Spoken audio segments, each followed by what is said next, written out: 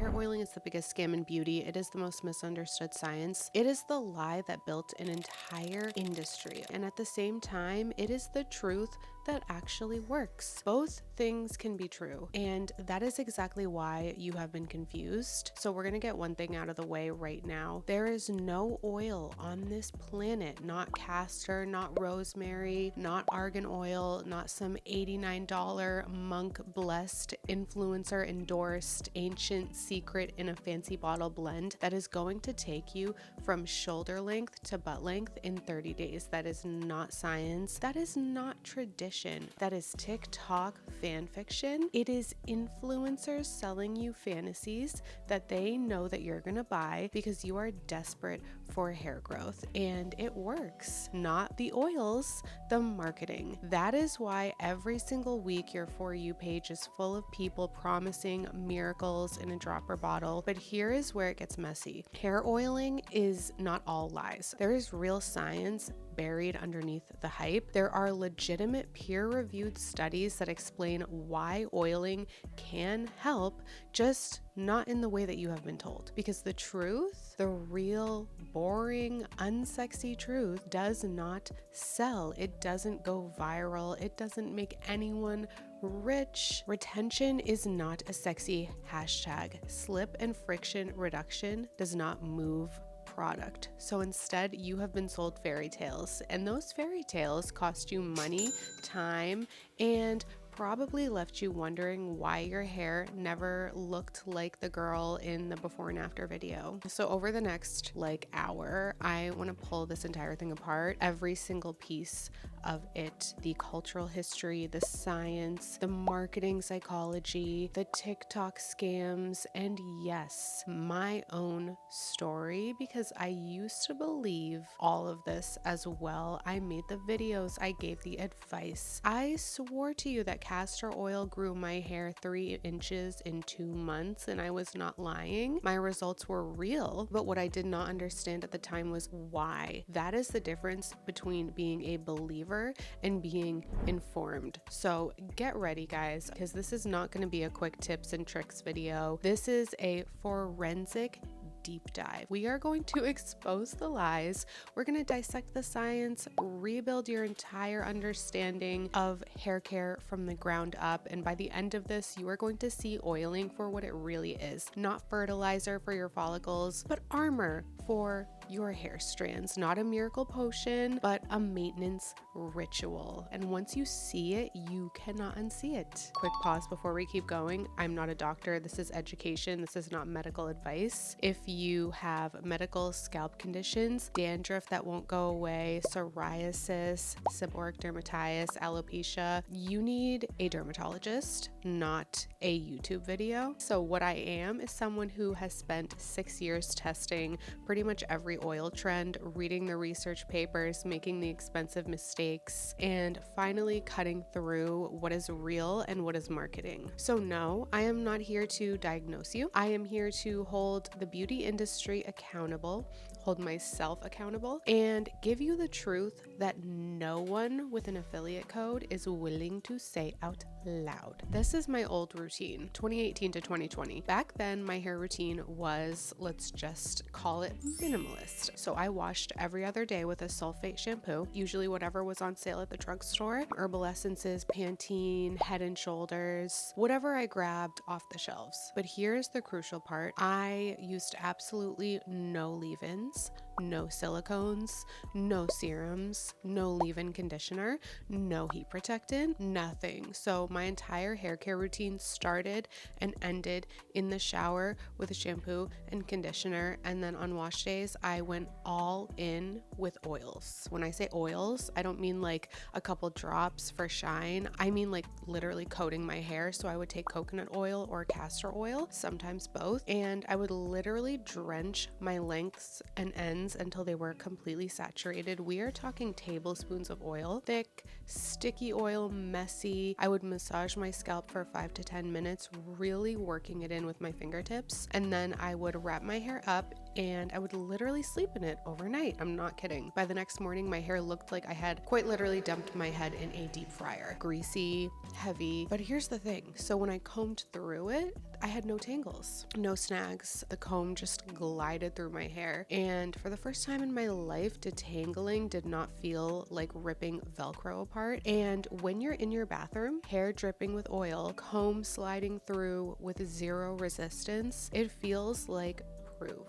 It feels like something magical must be happening to your hair. Like this oil is quite literally transforming your hair strand by strand. And I believed that. I wasn't questioning it because I did not have the context. I didn't have the science yet. I tracked everything obsessively, monthly length measurements, progress pictures, notes about which oil I used and how long I left it on. I literally have notebooks of this. I wasn't doing this casually. I was treating it like a science experiment, and the results looked undeniable. In 6 months, I gained more measurable length than I had ever achieved in my adult life. So my hair looked thicker, shinier, smoother. People in my comments were asking what I had done differently, and I had an answer. Castor oil, okay? Coconut oil, oiling. I had hundreds of comments from followers who tried the exact same thing and came back saying, oh my God, it worked for me too. And that feedback loop made me double down. So I thought, okay, I'm not imagining this. This is like actually happening. This is real. This is the holy grail of hair growth. So I leaned into it and I made multiple videos about castor oil, coconut oil. I explained my process, my timeline, the results, and I wasn't trying to scam anyone. I wasn't bottling up oils and pretending that they were like my secret recipe. I wasn't running live streams trying to push products. I was literally just sharing exactly what I was doing because I genuinely believed that it was the key to unlocking longer hair. And at the time, it really felt like it was working because my results were not fake. My hair really was longer. It really was shinier. I really was seeing progress that I had never seen before. What I did not understand at the time though, and what I know now, is that I was misinterpreting what was actually happening. So oils were giving me incredible protection on the days that I applied them. They were giving me slip, lubrication, less friction, fewer tangles. But after I washed them out, that protection was completely gone.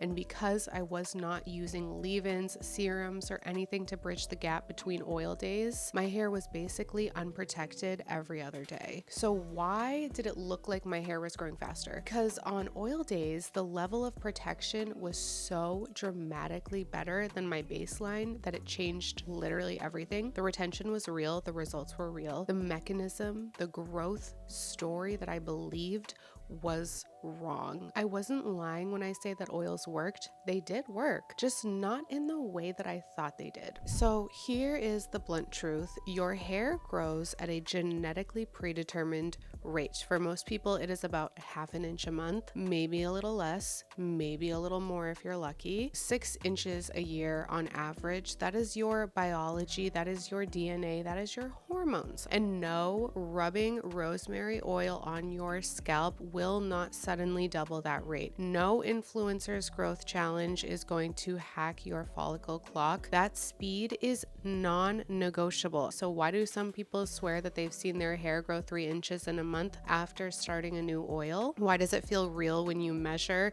and suddenly see more progress than before? Why does every TikTok testimonial look like undeniable proof that these oils actually work like fertilizer? Because the conversation is not actually about growth speed, it is about retention. Retention is how much of that growth you actually get to keep. It's not what your follicles are producing, it is what survives the gauntlet of daily life: washing, brushing, heat, tangling, chemical damage, sun, wind, friction from your pillowcase, snapping under a hair tie. All of those little stressors, they chip away at your hair strands, and every single time that one breaks, that is loss of length. So let's do the math. You grow 6 inches a year, which sounds decent, but if you are losing 2 inches along the way from breakage, you're only going to see 4. 4 inches does not look like a lot. 4 inches feels disappointing. So what do? You Google how to make your hair grow faster. You fall straight into the growth scam trap. And now let's flip the scenario. So same follicles, follicles, same growth rate, 6 inches a year. But this time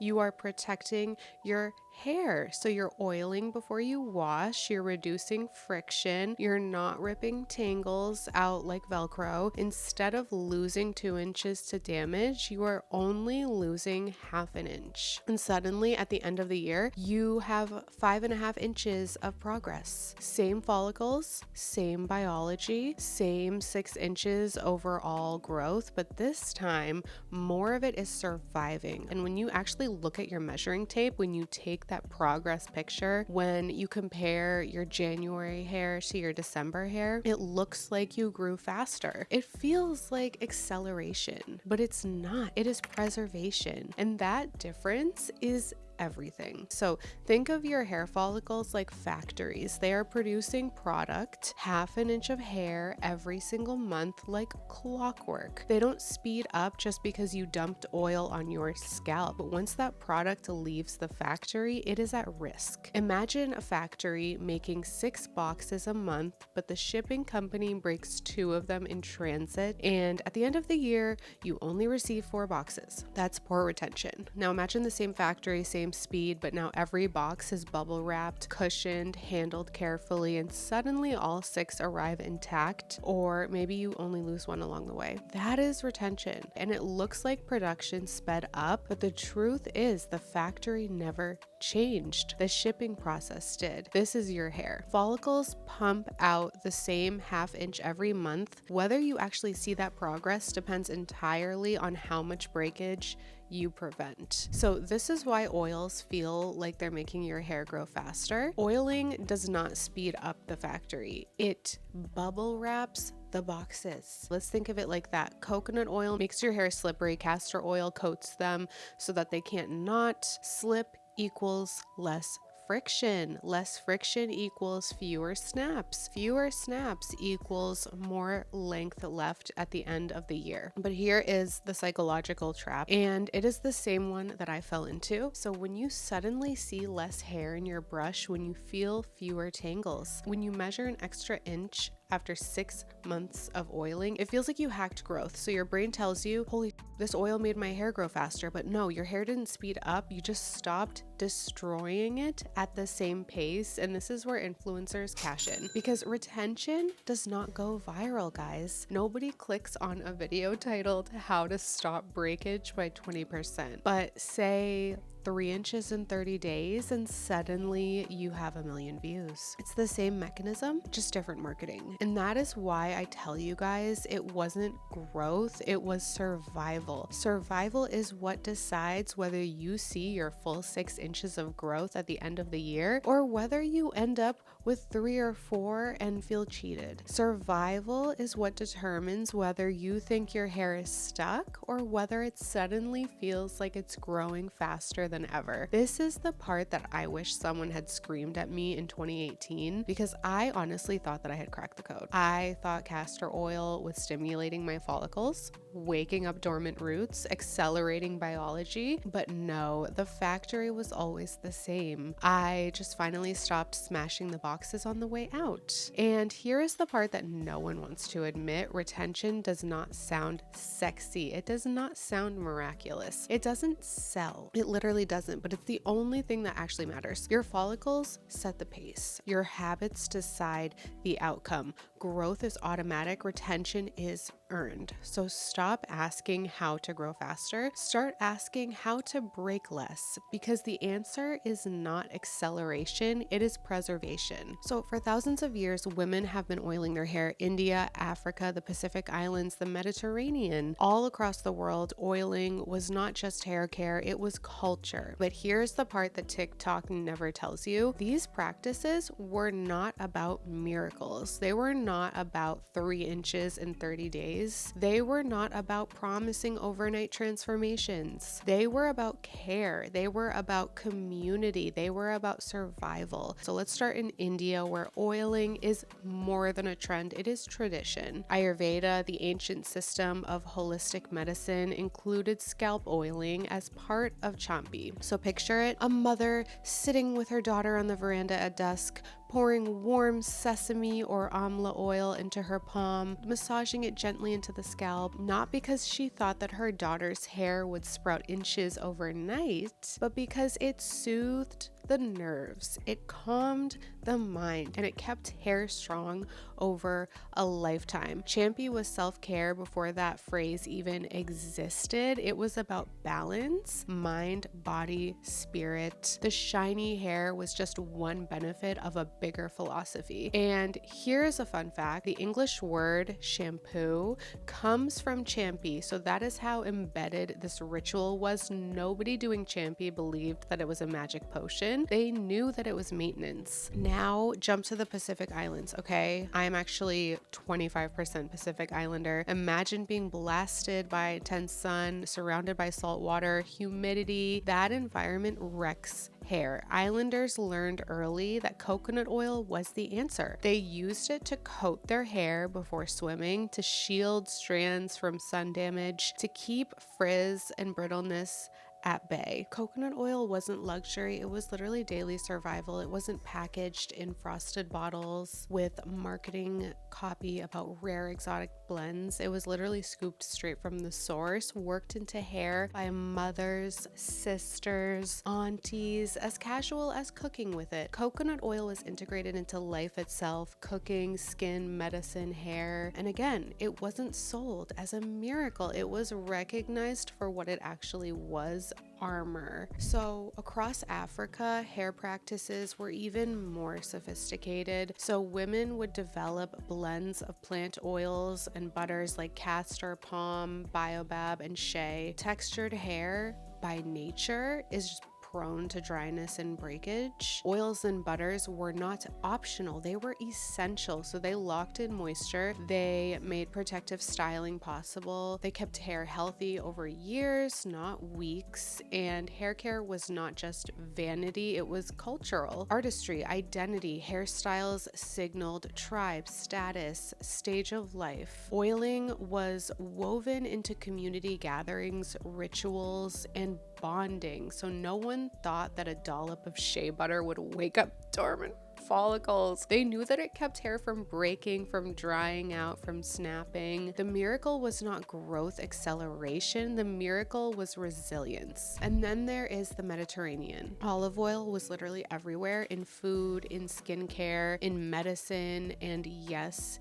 in hair. Mediterranean women would use it as a conditioner, a shine treatment, a way to actually soften both skin and hair. It was not exotic, it was not rare, it was literally olive oil sitting on every single kitchen counter, woven into every meal. It's not about transformation, it was about conditioning, about everyday care. Four cultures, four very different contexts, but the same theme every single time. India, ritual and wellness. Pacific Islands, protection from environment. Africa, moisture, breakage prevention, identity. Mediterranean, everyday conditioning, protection, maintenance, survival. That was tradition. Then came social media and everything flipped. Centuries of grounded practical wisdom got stripped of context and resold as fantasy. So TikTok influencers turned champy into follicle stimulation therapy. Coconut oil became rare Ayurvedic blend. Shea butter became miracle exotic growth butter. Olive oil,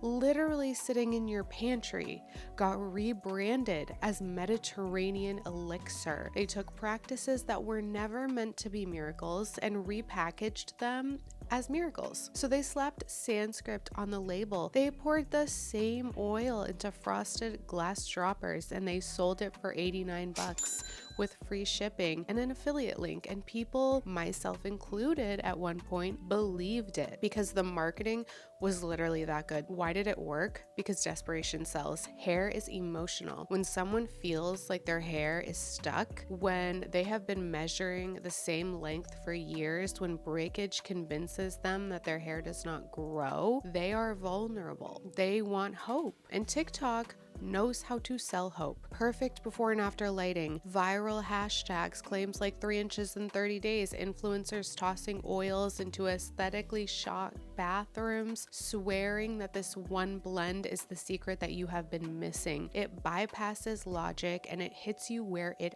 hurts, your insecurities. The truth, retention, not growth, does not go viral. Slip reduces breakage, does not trend. Maintenance rituals keep your hair healthy over years, does not sound sexy. But miracle growth oil does, and that is why the lie spreads faster than the truth. And here is where I have to be brutally honest with myself as well, because I fell into this trap. I was not bottling oils, I was not running a scam, I was not inventing blends in my kitchen to sell to followers, but I did believe the hype. I made castor oil videos, I swore oils were growth boosters, I thought tradition had handed me a miracle when what it had actually handed me was maintenance. And the irony is maintenance is powerful. Maintenance works. It actually works. Maintenance is what kept women's hair healthy for centuries. But TikTok does not sell maintenance. TikTok sells miracles. Tradition was maintenance. TikTok turned it into miracles. Tradition was survival, and TikTok turned it into scams. And if you don't understand that shift, you are going to keep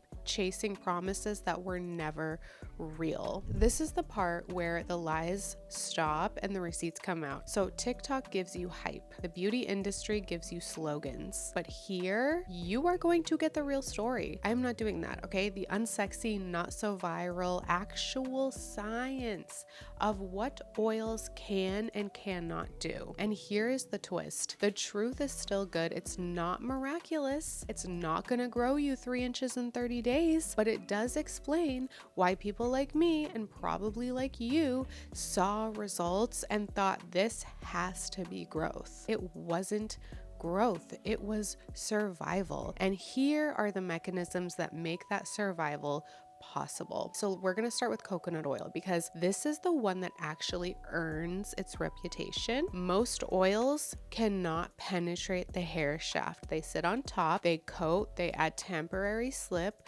which is fine. The moment shampoo touches them, they are gone. Okay, they wash right out. End of story. Coconut oil is different. It is the exception. So back in 2003, researchers published a study in the Journal of Cosmetic Science, and they compared coconut oil, sunflower oil, and mineral oil. They literally tagged the oils with radioactive markers to track where they went inside the hair strand. And the results were very clear. Coconut oil reduced protein loss. Sunflower oil didn't. Mineral oil didn't. So why does this even matter? Because every single time that you wash your hair, you are losing proteins. Your hair shaft swells when it's wet, and those swollen gaps let structural proteins out, and over time your hair becomes hollowed out. It becomes weaker, more brittle. You can think of it like your house. So every time it rains, a little bit of wood rots away in the beams. One rainstorm is not going to collapse the house, but after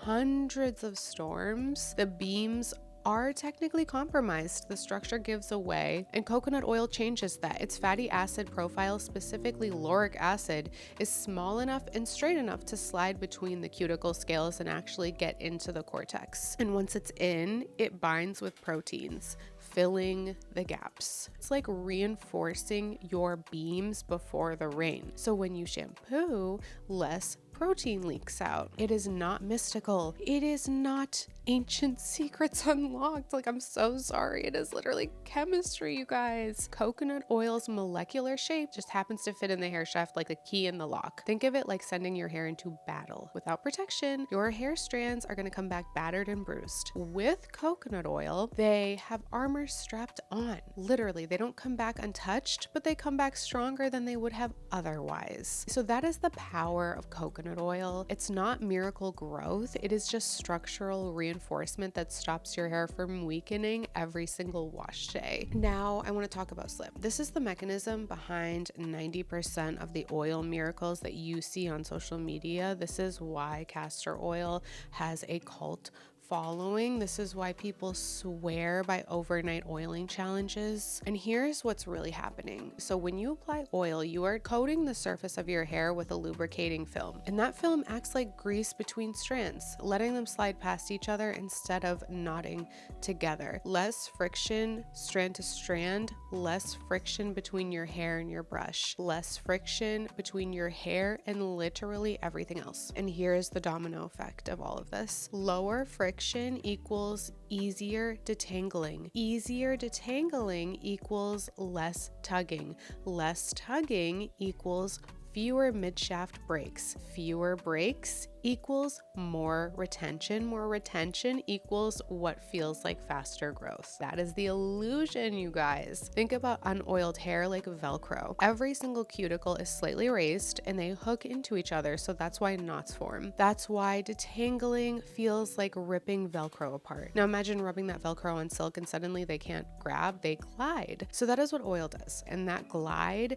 it is addictive. It convinces you that something profound has happened to your hair. You see fewer broken hairs in your sink, you feel your comb slide like butter, and your brain jumps straight to, this oil must be making my hair grow faster. But it's not stimulating growth. It is preventing destruction. Your hair becomes so slippery, it is practically impossible to knot. And when your hair is not knotting, it's not breaking. And when it's not breaking, you retain more length. So yes, slip is real. Slip is powerful, but slip does not change biology, you guys. It just reduces mechanical stress so you keep more of what you grow. It's not growth, it's survival. That's what I've been saying this whole time. Now let's move to surface protection. So even if oils can't penetrate, they can still coat. And that coating is useful. So think of it as a shield. So here's what surface protection guards against: humidity that makes your hair swell and frizz, static electricity and flyaways, environmental dust and pollution, friction from your pillowcase, your hoodie, your hair ties, even some mild buffering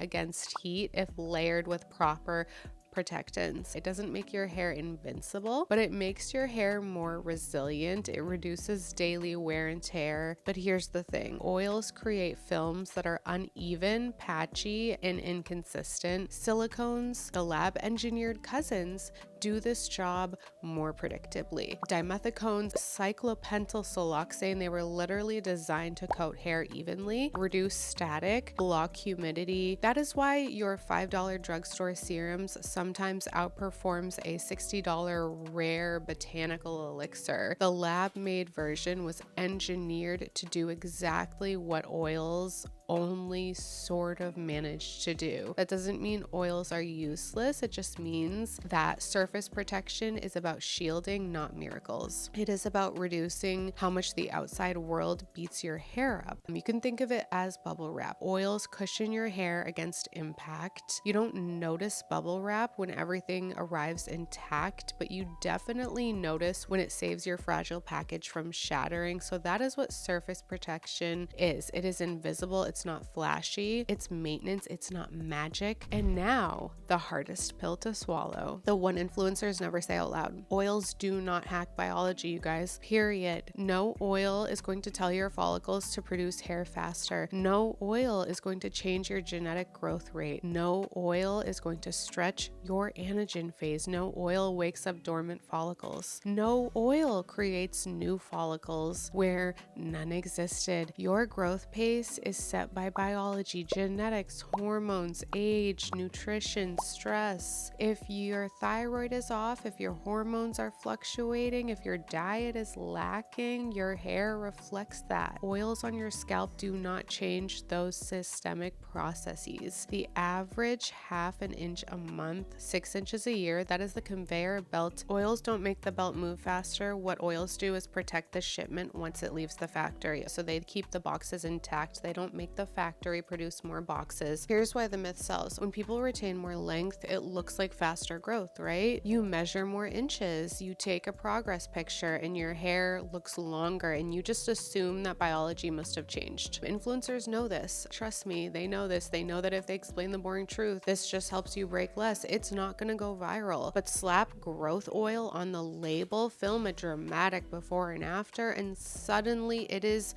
shareable. And that's the scam. Not that oils do nothing, but that they are marketed as accelerators when they are really just protectors. So here's the summary that you're never gonna get in a 30-second viral clip. Coconut oil penetrates and reduces wash-related protein loss. Slip from oils reduces friction, tangling, and breakage. Surface films shield against humidity, static, and friction. No oil changes your growth biology. That is it. That is the whole story, okay? And the kicker, that's literally enough, because retention is everything, you guys. Oils don't make your follicles pump out more hair. They just stop you from wrecking what your follicles already gave you. And once you stop wrecking it, the progress looks dramatic. It's not acceleration, it is preservation. And once you understand that, you are never gonna fall for the growth oil scam again, I promise you. Here's the part almost no one talks about, and it's the part that actually decides whether any of this oiling business actually makes a difference.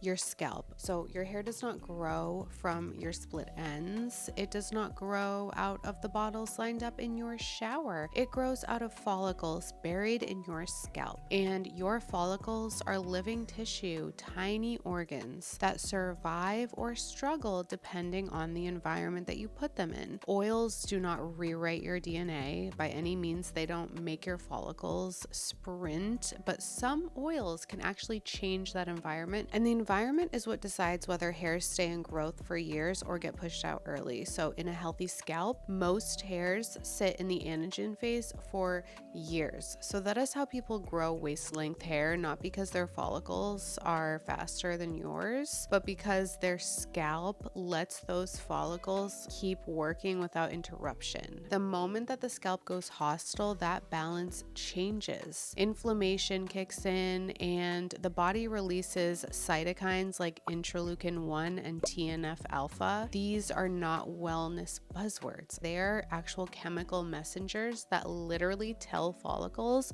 to shut down. They push hairs out of growth and into shedding. That's why after an illness or a flare, you shed clumps months later. The growth phase was cut short, even in male and female pattern hair loss, which people online love to call non-inflammatory. Biopsies show the opposite. They show microinflammation, immune cells clustering around follicles, bathing them in stress. That stress shortens the growth phase. It miniaturizes follicles. It weakens the output. Your ponytail shrinks, not because your hair stopped growing, but because the environment kept hitting the brakes. So now let's talk dandruff. People think that it is just flakes. It is not just flakes. It is seborrheic dermatitis. A yeast called Malassezia feeds on scalp oils and leaves irritating byproducts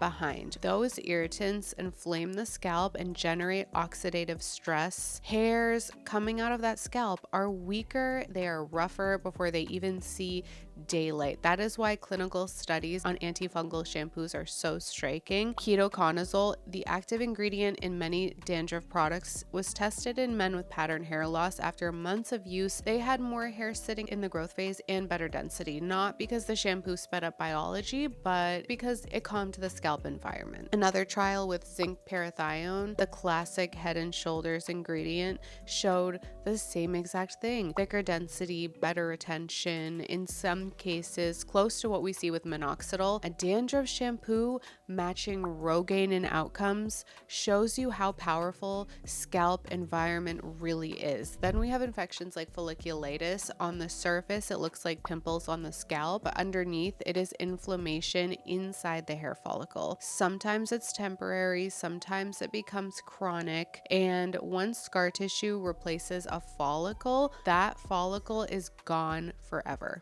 What fuels this. Excess oil, product buildup, sweat, and pore cleansing. Leaving heavy oils sitting on the scalp without washing can literally set the stage for folliculitis. And the scalp barrier, that wall of cells and lipids that keep moisture in and irritants out, is another player in this. When the barrier is strong, the scalp stays calm. When it is weak, water leaks out, microbes multiply, and the skin simmers in constant irritation. Even if it looks fine on the surface, that low-grade inflammation quietly shortens the growth phase. Sebum balance matters here too. In the right amount, sebum is protective. It lubricates the scalp, it carries antioxidants, and it keeps the barrier healthy. But too much and you feed yeast, clogged follicles, and trigger dandruff. Too little and you're gonna crack and itch, leaving the skin vulnerable. Either extreme sabotages the environment follicles need. And what about blood flow? So if circulation alone prevented hair loss, marathon runners would never thin, but they do. The truth is that stimulation matters more than circulation alone. A small but fascinating study in 2016 had men massage their scalps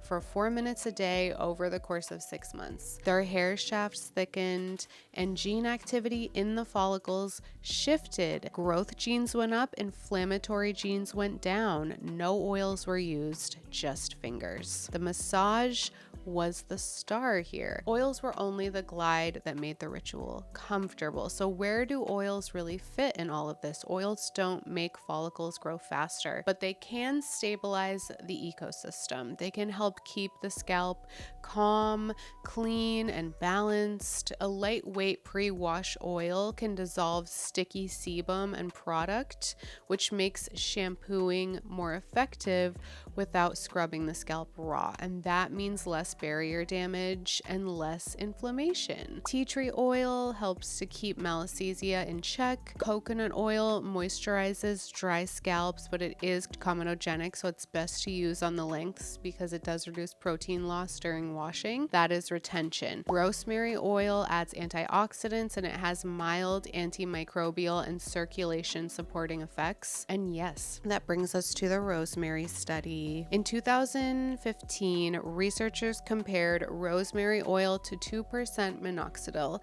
in 100 men with pattern hair loss. After 6 months, the rosemary group gained about 12 hairs per square centimeter and the minoxidil group gained about 14, practically neck and neck. That is where the rosemary equals Rogaine hype came from, and it is true that both groups improved, but here is the nuance, okay? 100 men is not a large trial. 6 months is not long in hair biology, and the study has never been replicated. In science, one study is a spark. Replication is the fire. So with rosemary, we only ever saw the spark. So what can we honestly say? Rosemary has antioxidants. It has antimicrobial effects. It can calm an irritated scalp. And when you massage it in, you also improve circulation. That can make your scalp healthier and it can help you keep more of the hair that you grow. But does rosemary hack biology like minoxidil? No. It does not extend anagen. It does not sprout new follicles. It supports, it maintains, it comforts. That is useful, but it's not a miracle. Now let's talk castor oil. Castor oil is thick, it is sticky, it is gloopy. People love to call it a miracle growth stimulant. The reality though, it is so heavy, it often needs a carrier oil just to spread through the hair. And here is the problem, okay? When you leave castor oil caked on your scalp for days, you are not nourishing follicles. You are feeding yeast. The yeast eats and it leaves behind irritation and inflammation fires, and that shortens growth phases and ramps up shedding. There is no clinical trial in humans proving castor oil grows hair. None. Literally zero. The only evidence that we have is anecdotal stories and one small animal study in rabbits that suggest it. Thicker regrowth in certain concentrations. But in people, nothing solid. At best, castor oil can coat the hair shaft, make it feel stronger, reduce tangles when blended with a lighter oil, and help retain length. At worst, it actually causes buildup, irritation, and it can make your scalp problems worse. So when you hear people swear castor oil made their hair sprout, what they were really experiencing was better retention, not faster growth. And other oils are in the same camp. Peppermint and lavender showed promising results in animal studies, nudging follicles towards growth and calming inflammation. But in humans, the evidence is still early. Then we have pumpkin seed oil, okay, and saw palmetto, the exceptions. Pumpkin seed oil has a placebo-controlled human trial where men saw a 40% increase in hair counts over 6 months. A smaller trial in women showed that a topical pumpkin seed serum improved thickness similar to minoxidil foam. Saw palmetto has multiple small studies showing modest gains and slowed loss by blocking DHT, which is the hormone that shrinks follicles. Neither is dramatic though, neither replaces FDA approved drugs, but they are real evidence-backed tools that go beyond comfort and actually touch the mechanism of loss. So here's the bottom line. Oils are not fertilizer. They don't make hair grow faster. They are environmental managers. Used wisely, they calm the soil, they balance the microbes, they protect the barrier, and they give your follicles a stable place to thrive. Used recklessly, they will rot the soil, they will feed fungi, and they will sabotage growth. And that is the truth. Oils don't speed up biology. They help you keep what you already grow. And in rare cases like pumpkin seed oil and saw palmetto, they can actually give you a small but real evidence-based edge against hormone-driven thinning. The miracle is not acceleration. The miracle is survival here. Survival of your hair strands, survival of your hair follicles, survival of the inches that your body is already producing. Oils can help with that if you use them wisely. Castor oil has one of the strangest reputations in the entire beauty industry. So some people swear that it saved their hair and others swear it wrecked it, and both stories can be true. Here is what makes castor oil different. So unlike lighter oils like coconut or argan that melt into your hands and spread really easily, castor oil is thick. It is sticky, it is gloopy, and when you pour it out, it comes out slowly like syrup. When you rub it between your fingers and it clings almost glue-like. When you coat your hair with it, it's not just gonna sit lightly on top, it will smother your hair strand in a heavy film. For me, that film made detangling effortless. Normally, okay, brushing my hair sounded like ripping Velcro apart back when I did not take good care of my hair, but when my hair was drenched in castor oil, that sound completely disappeared. My comb glided through. Snaps and mid-shaft breaks almost stopped. That's why I thought castor oil was a growth stimulator, because my hair looked thicker, it looked shinier, stronger, and because my retention rate improved from maybe 70% to closer to 95%, my yearly progress looked dramatic. It wasn't faster growth, it was survival. But here is the other side. For some people, that same thickness is exactly what causes disaster. So castor oil is so viscous that it can glue strands together. Applied too heavily, it can actually create matting or even hair felting, which is a condition reported in dermatology where hair tangles into a solid mass that cannot be combed out. Dermatologists have documented cases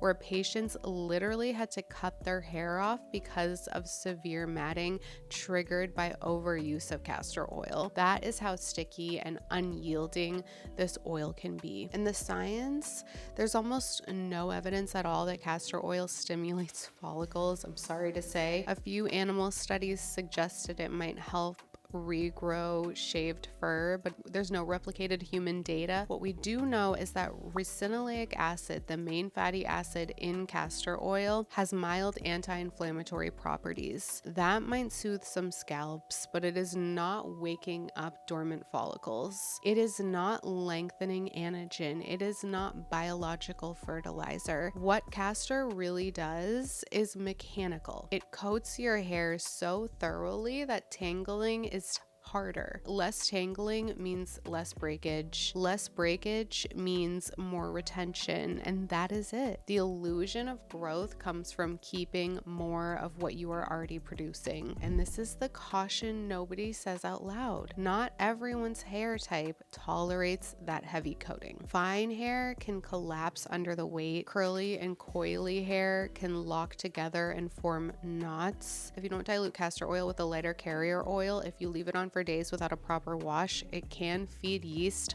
on the scalp, okay, leading to flakes, irritation, and inflammation. In the worst cases, that inflammation shortens your growth phase and makes shedding worse. So here's the truth. Castor oil is not a miracle growth stimulator. It never was. It is one of the heaviest oils, one of the most occlusive oils that you can put on your head. Use sparingly, dilute it, and wash it out properly. Then it can help protect length by reducing breakage. But used recklessly, it can create tangles, mats, scalp irritation, or even permanent setbacks. When I told my audience years ago that castor oil grew my hair, I wasn't lying. My results were real, but the mechanism was misunderstood. I wasn't fertilizing my follicles. I was bubble wrapping my hair strands. The growth was always coming in at the same speed. I just stopped destroying it as fast. And that is the thick illusion of castor oil. Not growth,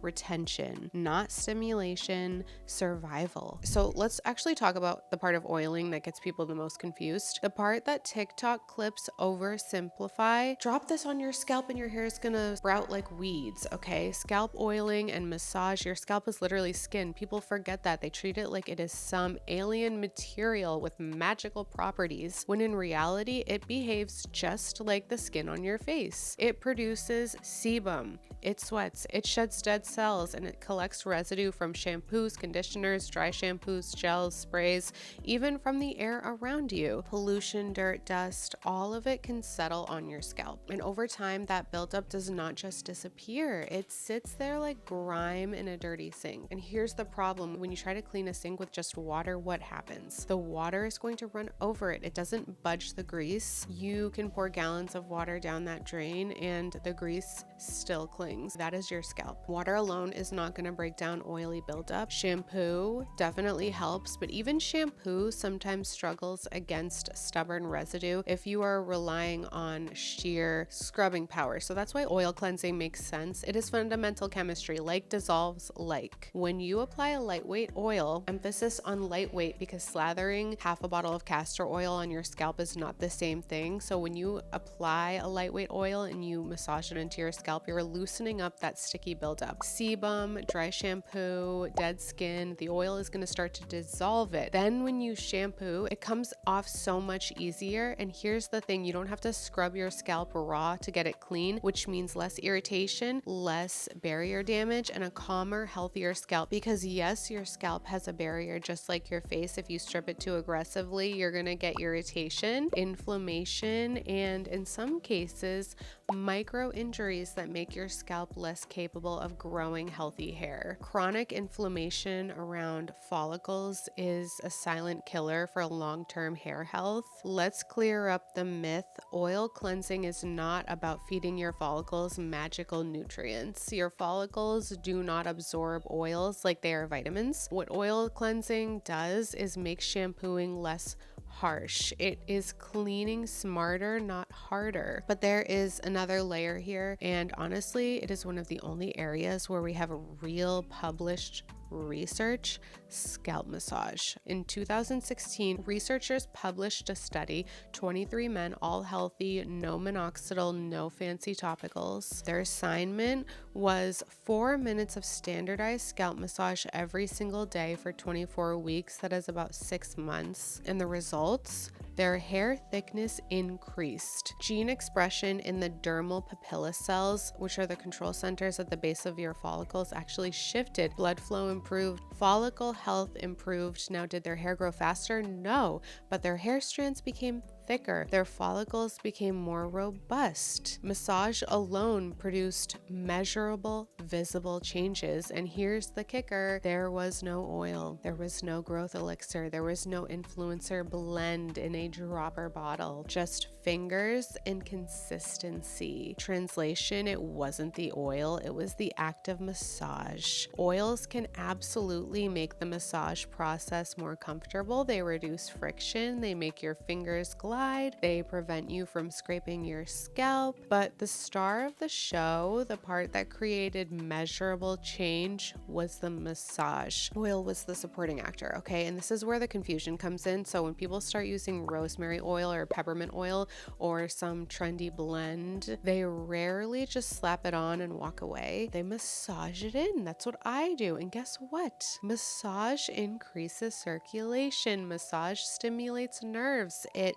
encourages thicker hair over time. So when those people see results, more thickness, less shedding, better scalp comfort, who do they credit? The oil, not the fingers, not the massage. The bottle gets the credit. And that is how the myth grows legs. It's not malicious most of the time. People are not faking their results. They're just misattributing them. Now I want to address the gross part, because your scalp is not just skin, it is a whole ecosystem, a microbiome, bacteria, yeast, fungi, all living on your scalp. Most of the time they are balanced, but when one species, Malassezia, starts to overgrow, that is when dandruff, itching, that's when they explode. And here's how it works. Malassezia feeds on your scalp's natural oils. It breaks down triglycerides into free fatty acids. And those fatty acids irritate the scalp. And the result? Flakes, redness, burning, discomfort. So when Malassezia, am I saying that right, is running wild, it's basically pooping irritation all over your follicles constantly. And here is where oiling can actually backfire. So when you dump heavy oils on your scalp and when you leave them there, you are creating an all-you-can-eat buffet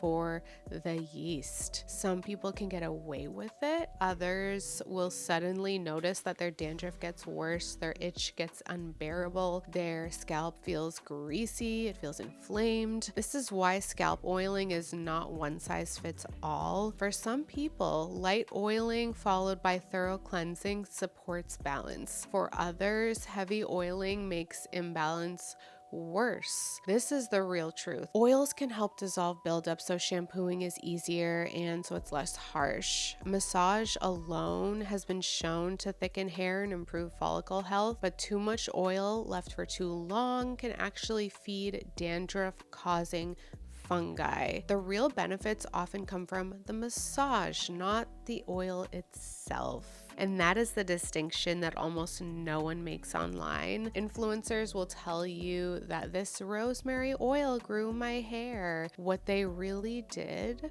was rub their scalp for 6 months while believing in a bottle. The massage boosted circulation, the scalp environment improved, breakage decreased, retention improved, and the bottle got all the glory. Massage is the star though, oil is the sidekick. And once you get that, you're gonna stop falling for liquid Rogaine in a dropper marketing. You stop chasing miracles and you start focusing on maintenance, because healthy hair doesn't start with hype. It starts with basics, a scalp that is clean, balanced, and consistently stimulated. Because healthy hair does not start with hype, it starts with basics. A scalp that is clean, balanced, and consistently stimulated. Castor oil is so slippery, I couldn't make a knot if I tried. That was my first big realization when I started using it. I'm very cozy right now. The texture of castor oil is unlike any other oil that I have used. Coconut oil, it melts, it feels almost like butter. Argan oil feels silky, almost weightless. Castor oil is thick, it's sticky, it's gloopy, it pours out of the bottle like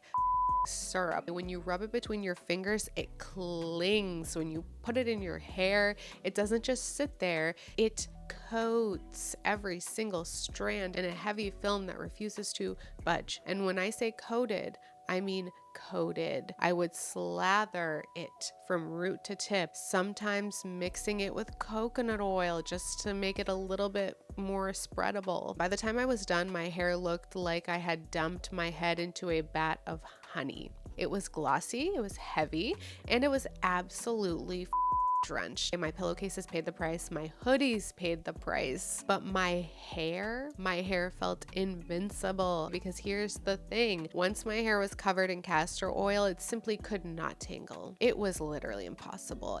Normally detangling felt like ripping Velcro apart. You know the awful pulling sound that you hear when your brush fights knots? That sound disappeared. The comb glided. There was no resistance, no snags, no mid-shaft breaks. And that is when I thought, this has to be growth, okay? Nothing else is gonna explain how much better my hair looks. But what was actually happening was so much simpler, so much less glamorous. Castor oil was not changing my follicles. It was not waking up dormant roots or making my hair grow faster. What it was doing was dramatically changing my retention efficiency. Before castor oil, my retention rate was probably around 70%. That means, yes, my follicles were producing 6 inches of hair a year on average. I want to say, I wasn't measuring. I'm just sort of saying that because that's what the average human head produces, but I wasn't keeping 6 inches by any means. I was losing 1.5, sometimes 2 inches to breakage, split ends, and mid-shaft snaps. So by the end of the year, I would measure maybe 4 inches of actual visible progress. And then I started saturating my hair with castor oil, and suddenly detangling was effortless. Breakage dropped, snags stopped, snaps stopped, split ends formed less frequency. My retention's efficiency jumped from 70% to something like 95%. Same follicles, mind you, same 6 inches grown annually, but now instead of losing 2 inches to damage, I was only losing 1/2 inch. That extra 1.5 inches of annual progress may not sound dramatic on paper, but in real life, it looked like a transformation, especially when you were 4'11" like me, okay? Photos and measurements and how my ponytail fell down my back. It felt like my hair was growing faster than it ever had in my life. It wasn't faster growth, it was better survival. And that's why so many people, myself included, swore that castor oil was a miracle growth stimulator, because the difference between 70% retention and 95% retention does not just show up in numbers, okay? It shows up in your mirror. It feels real. It feels like acceleration. But the truth is, nothing biological had changed. My follicles were still producing at the same rate. The conveyor belt of hair growth was not moving any faster. The only thing that changed was that I finally stopped destroying what my follicles were giving me. This is the trick that retention plays on you. When you're used to breaking your hair constantly, you don't even realize how much length you're losing until you finally stop the cycle.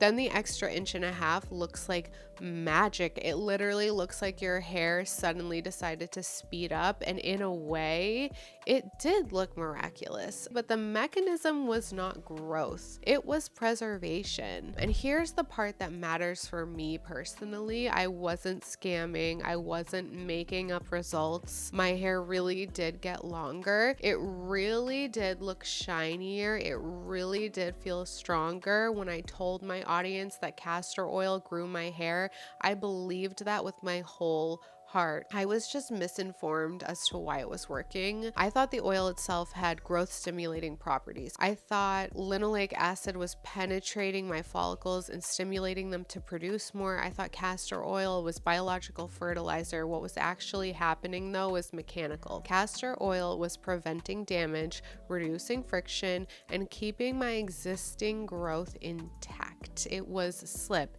It was not stimulation. It was lubrication, not follicle awakening. And the math literally proves it. 6 inches a year grown, 70% efficiency, you end with 4 inches. 95% efficiency, you end with 5.5 inches. That difference is huge when you are the one watching your hair finally pass your shoulders, or when your braid finally feels thicker, or when you can finally measure new progress that you had not seen before. That is why so many of us swore castor oil was the secret. The results were real, but the mechanism was misunderstood. So I want to just say this clearly for you guys. I wasn't lying. I wasn't like trying to mislead. I was misinformed for sure. The results that I showed were real, but the mechanism that I believed in was literally wrong. And that is the truth about castor oil. It's not a miracle growth stimulator. It's a retention protector. It is the thick, gloopy, sticky armor that stops you from breaking the inches that you are already growing. It doesn't make your hair grow faster. It helps you stop destroying it. And that difference, that subtle but crucial difference, is literally everything. The natural versus synthetic war is one of the biggest scams in beauty right now. And the truth is, you guys, it's not a scientific debate. It's a marketing invention. I promise you, the beauty industry created this divide because it's profitable. It is designed to sell you premium products at higher margins, not to actually give you better results. Think about this for a second. For most of human history, people used whatever worked. If it grew on a tree, they used it. If it came from an animal, they used it. As science advanced, people discovered how to isolate compounds, how to replicate them in a lab, how to design molecules with specific properties. Instead of presenting these things as complementary to toolkits working side by side, brands realized that they could make more money by creating a moral hierarchy. Natural became the saint. Synthetic became the sinner. And suddenly, you are not just buying conditioner, you are buying an identity. Marketers leaned into chemophobia, the fear of chemicals, even though literally everything, including the most natural oil on earth, is made up of chemicals. They plastered words like clean, green, toxin-free on labels to justify charging you triple. They told you that lab-made was dangerous, while simultaneously selling you natural ingredients that had not even been tested for safety at the same level as the synthetic ones. And the irony is that some of the most irritating, allergy-triggering ingredients in hair care are literally natural essential oils: lavender, peppermint, citrus. These can burn scalps raw if you overdo them. Meanwhile, silicones, which people love to demonize as plastic on your hair, have some of the best safety profiles in cosmetics, and that's the game. Natural is positioned as morally superior, not because it's always better, but because it sells. And here's the part that no one says out loud: molecules do not care where they come from. A molecule of lauric acid from coconut oil is identical to a molecule of lauric acid synthesized in a lab. Your hair cannot tell the difference. Your hair does not say, oh, this came from a lab, I reject it, hair is dead keratin. It doesn't give a about your politics. It only cares about performance. So here is what actually works. Coconut oil wins pre-wash on the lengths of your hair. It is unique in its ability to penetrate your hair shaft and reduce protein loss during washing. It is cheap, it is effective, and yes, that is a natural oil doing its job. But once you're out of the shower and your hair is drying, once you are living your daily life, that is when synthetics come in. Silicones are engineered for predictability. They coat evenly, they smooth, they reduce static, they block humidity, they create frictionless slip without weighing you down, they rinse cleanly with shampoo, and they do all of this consistently, no matter your porosity, no matter your climate. That is why a $5 silicone serum often outperforms an $89 exotic oil blend in a dropper. Smart people use both. Smart people know coconut oil is the best armor before battle. Use it to protect during washing. Smart people know that silicones are the best shield during daily life. Use them to protect against styling, weather, friction, and pollution. Everyone else, they're busy arguing online. They're writing think pieces about how silicones are suffocating their hair strands while simultaneously burning their scalps with undiluted peppermint oil. I used to be part of that noise, honestly. I used to avoid silicones because the internet told me that they were bad. I used to think that natural meant better, but my hair told me otherwise. My breakage told me otherwise. The results told me otherwise. Now, here's my current routine and why I stopped smothering my hair in oils. So let's talk about evolution. My old routine was oil heavy. I would coat my lengths in thick oils like castor, sometimes coconut, and it did protect my hair, but only temporarily. The protection only lasted really like as long as the oil was sitting on my hair. Once I washed it out, it was pretty much gone. I created dramatic swings in protection. On wash day, my hair was basically in a bulletproof vest. By day 3, that vest was completely stripped away and my hair was walking around naked in a literal war zone. The inconsistency was wrecking my hair. So on oil days, I felt like my hair was invincible. On non-oil days, I felt like every pillowcase, every sweater, every brush stroke was undoing all the progress that I had made, and the lifestyle limitations of that are brutal. I couldn't wear my hair down without it looking greasy. I couldn't lean back on a couch without leaving oil stains. I couldn't go out without worrying that my hair looked wet when it was supposed to be clean. I was trading normal living for temporary protection, so I completely stopped, not all at once, but gradually. I shifted toward modern leave-ins and serums, products that gave me lightweight and visible protection that I could apply daily without ruining my pillowcases. Products that layered instead of suffocated, products that didn't make me plan my entire schedule around when my hair would or wouldn't look oily. And now my routine is cheap, it's simple, and it's consistent. About $20 a month, that's it, in drugstore serums and leave-ins. No subscription boxes, no $89 sacred blends marketed as rare ancient secrets. Literally just reliable, accessible products that work. Modern leave-ins form flexible films that move with your hair. They don't suffocate it. They don't create buildup that requires a detox ritual. They don't make your hair swing from one extreme to another. Instead of dramatic highs and lows, I now have steady baseline protection that lasts throughout the entire wash cycle. My hair is consistently shielded, consistently conditioned, consistently defended, and the results show. My hair looks better, it feels better, and it requires less effort. Now, in terms of what I use on my scalp, right now I am using Valona hair growth oil, which has castor oil, it has peppermint oil, rosemary oil, and those are not miracle oils that are going to hack biology. They're not going to change the growth rate that I have naturally in my physiology. But what they are going to do is just help aid in the massage that I do on my scalp. And I do the scalp massage every day actually, but I do a scalp massage with the oils every like 4 days, I want to say, which I always feel is a more relaxing experience. And as I mentioned, the oils that I use are accessories. They don't hurt my scalp. I have not experienced any negative side effects from those oils. So any of the alleged growth benefits, who knows if they're even happening, but I like the oils that I use. I'm not betting that they're gonna make my hair grow faster by any means. As a matter of fact, I can confidently sit here and say that they are probably not making my hair grow faster at all. They just are relaxing to use. And that's pretty much the reality here. Also, I just feel like I'm able to more efficiently massage my scalp when I'm using scalp oils. Just from my experience, it's just a very nice like little self-care experience, very affordable, doesn't take a lot of time, doesn't take a lot of effort. That's kind of where I am at with scalp massages. And here's the truth that changes everything. Everyone is chasing growth. Every video you see, every product you're sold, every single hack on TikTok is about how to make your hair grow faster. But growth was never the problem. Growth is automatic. Your follicles are already doing their job. They are producing hair at your genetic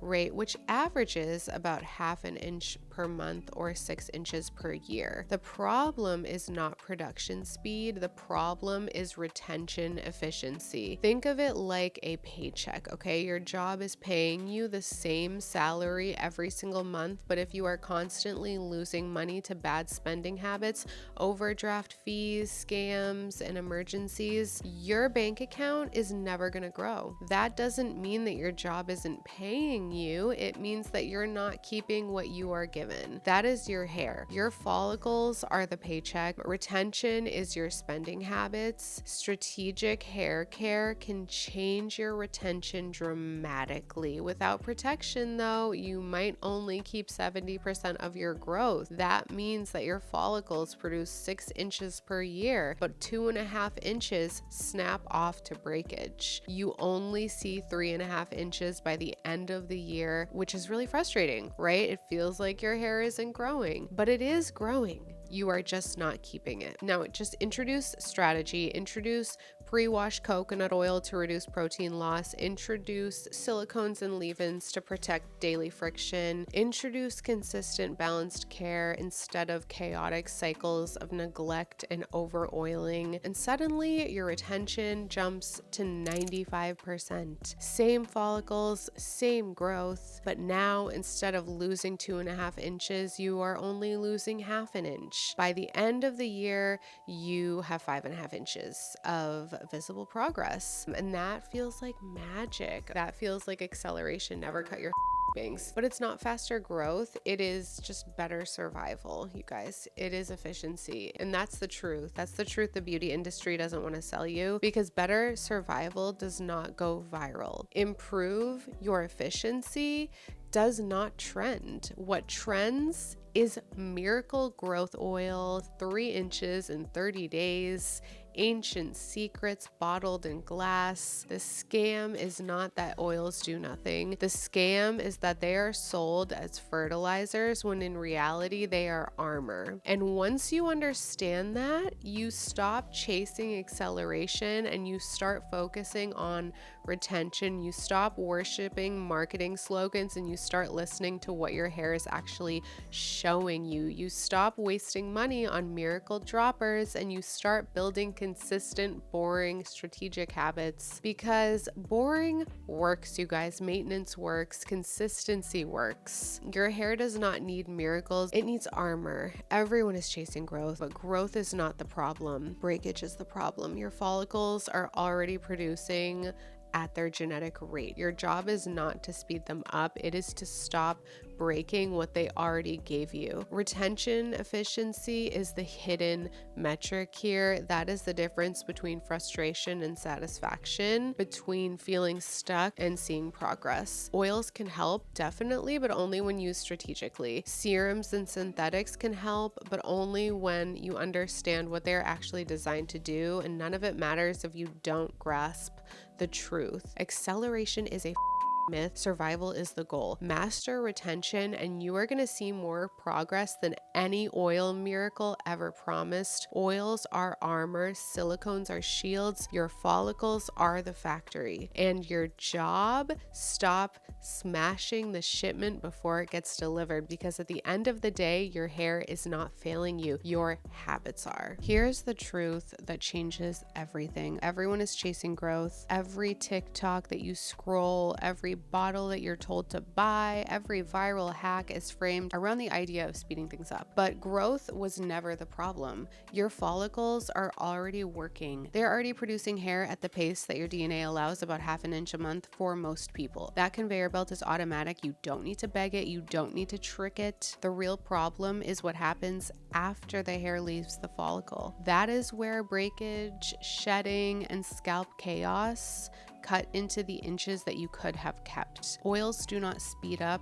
the conveyor belt, but they can act like armor. They can make sure that more of those inches survive long enough to be measured. And in rare cases, with ingredients like pumpkin seed oil or saw palmetto, they can nudge the biology of thinning by slowing the hormones that shrink follicles. But here's the catch. The same oils that help one person can hurt another. Used lightly and washed properly, they support balance, but left on heavy and ignored, and they will feed yeast, they will clog follicles, and they will shorten your growth phase. So a scalp that feels tingly and irritated is not stimulated, it is inflamed, and inflammation is the fastest way to eject hairs out of anagen and into shedding. So the miracle is not faster growth, the miracle is survival. Survival of your hair strand, survival of your follicles, survival of the inches that your DNA is already giving you. Oils can help with that. They can make retention easier. They can calm irritation. They can give you small but real edges when they are backed by science. And once you see oils this way, the whole marketing machine starts to look absolutely ridiculous. 3 inches in 30 days, that is